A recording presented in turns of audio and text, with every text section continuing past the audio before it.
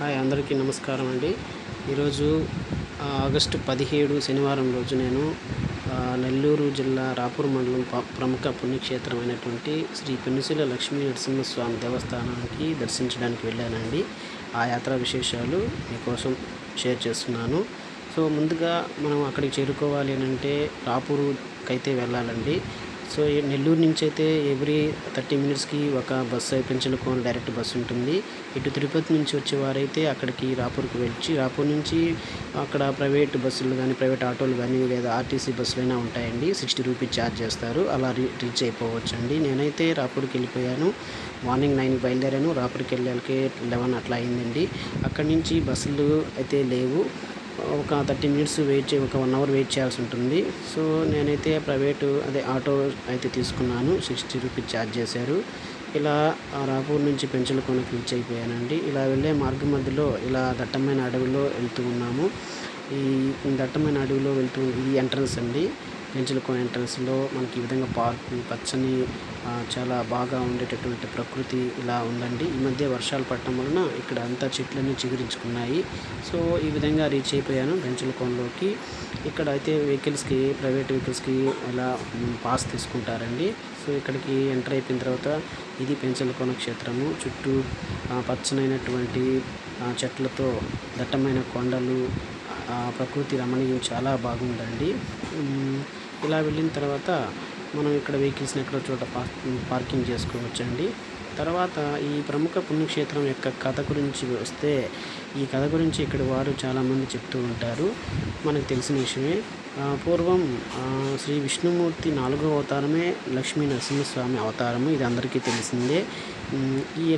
ఆయన ఎందుకు అవతరించారు అనేటువంటి కథ తెలిసిందే. పూర్వం హిరణ్యకశిపుడు అనేటువంటి వారు చావు లేకుండా వరాన్ని పొందటం వలన ఆయన్ని సంహరించేదాని కోసము ఒక జంతు రూపంలో లక్ష్మీ నరసింహ అవతరించి అతన్ని సంహరించి ఇక్కడ అడవులలో భీకర రూపంలో తిరుగుతూ ఉంటారు. అది అలా తిరుగుతూ ఉండడం అక్కడ ఉన్నటువంటి చెంచు రాజులు అనేటువంటి వారి కుమార్తె చెంచు లక్ష్మీ అమ్మవారు అప్పుడు ఆయన చూడడం, అలా చూసిన తర్వాత స్వామివారు ఆమెను చూడడం, అప్పుడు వివాహం చేసుకోవాలనుకోవడం, వెంటనే చెంచు రాజులు అక్కడికి వెళ్ళి ఆయన అడగడం, తర్వాత వారికి ఎదురు కట్నం ఇచ్చి అమ్మవారిని వివాహం చేసుకోవడం, ఇదంతా జరిగిందని మనకి కథ అనేది చెప్తుందండి, ఇక్కడ తెలిసినటువంటి కథ. సో ఆ తర్వాత ఆదిలక్ష్మి అమ్మవారు, ఆయన మొదటి భార్య ఆదిలక్ష్మి అమ్మవారు ఈ విషయం తెలిసి ఆమె అలిగి ఇక్కడే ఈ స్వామివారి నుంచి కొంచెం దూరంగా వెళ్ళిపోవడం జరిగిందండి.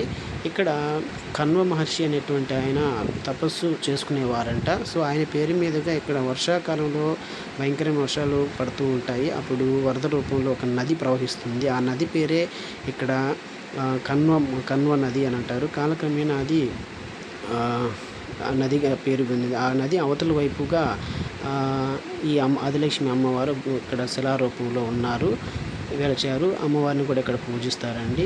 ఇక ఇది తెలిసినటువంటి కథ. తర్వాత ఈ గుడి తర్వాత ఈ స్వామివారు ఇక్కడే తిరుగుతూ ఉండేవారంట, ఈ అడవుల్లో, దట్టమైన అడవుల్లో.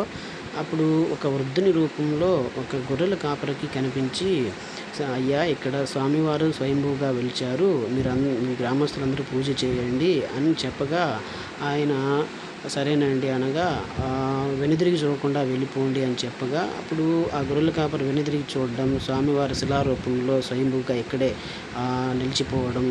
అయితే ఈ పెనుశిల అనేటువంటి పేరు ఏంటంటే, స్వామివారు అమ్మవారు ఇలా శిలారూపంలో పెనవేసుకొని ఉంటారండి. అందువల్ల ఇక్కడ పెనుశిల లక్ష్మీ నరసింహస్వామి వారు అని పేరు వచ్చింది. సో ఆ విధంగా స్వామివారు ఇక్కడే స్వయంభూగా వెలవడం, తర్వాత గ్రామస్తులందరూ వచ్చి గుడి కట్టించడం, పూజలు చేయడం, నిత్య కైంకర్యాలు అన్నీ చేయడం జరిగిందండి. ఆ విధంగా ఈ క్షేత్రం అనేటువంటిది ఒక పెనుశిల లక్ష్మీ నరసింహస్వామి రూపంలో అవతరించి జరిగింది. అయితే అంతకుముందు ఈ క్షేత్రాన్ని చెంచు చెంచుల కోన అనేవారంట.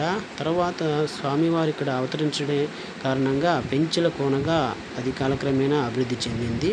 తర్వాత ఈ గుడిని దేవాదాయ శాఖ వారు కూడా 1950లో తీసుకోవడం, వారి అభివృద్ధిలో వారి అధీనంలోకి వెళ్ళిపోవడం, వారు అభివృద్ధి చేస్తూ దినాభివృద్ధి జరుగుతూ ఉందండి.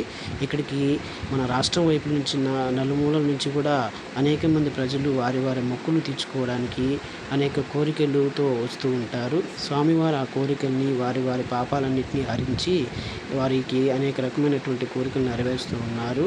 మాకైతే మా కులదైవం కాబట్టి మేము కూడా ప్రతి సంవత్సరం 3 సార్లు లేదా 4 సార్లు వెళ్తూ ఉంటామండి.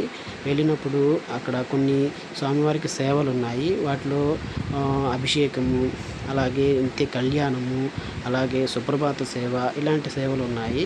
అభిషేకం అయితే రూ. 750 ప్రతి శనివారం స్వామివారికి అభిషేకం చేస్తారండి. తెల్లవారుజాము 4:30కి ఇద్దరికి మాత్రమే ప్రవేశం ఉంటుంది. అలాగే కళ్యాణము రూ. 15,000 ఛార్జ్ చేస్తారండి. అది కూడా ఇద్దరికి మాత్రమే ప్రవేశం ఉంటుంది. కళ్యాణం చేసేటటువంటి దంపతులకి కళ్యాణం తర్వాత పట్టు వస్త్రము, ప్రసాదాలు అన్నీ ఇస్తారండి. సో ప్రతి సంవత్సరం మేము కూడా కళ్యాణం, అభిషేకం చేయించుకుంటాం ఇక్కడికి వచ్చి. మా పెళ్లి రోజు, ఇలా మా పిల్లల యొక్క జన్మదిన శుభాకాంక్షల రోజులు, ఇలా ఏదో ఒక రోజు వచ్చి మేము ఇక్కడికైతే చేరుకొని స్వామివారిని దర్శించుకుంటామండి. ఇది ఈ క్షేత్రం యొక్క ముఖ్య